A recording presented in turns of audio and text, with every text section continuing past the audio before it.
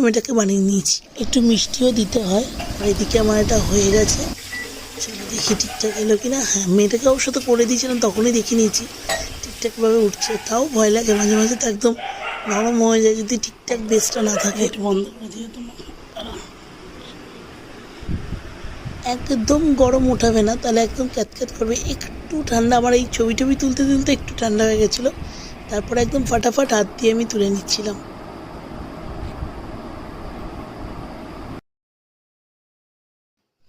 এরকমভাবে আমার 3-4 বার করলেই মনে হয় আমার সবটা হয়ে যাবে, সবার টিফিনও হয়ে যাবে। এই দেখো একদম সুন্দর উঠেছে, আর কি সুন্দর দেখতে হয়েছে।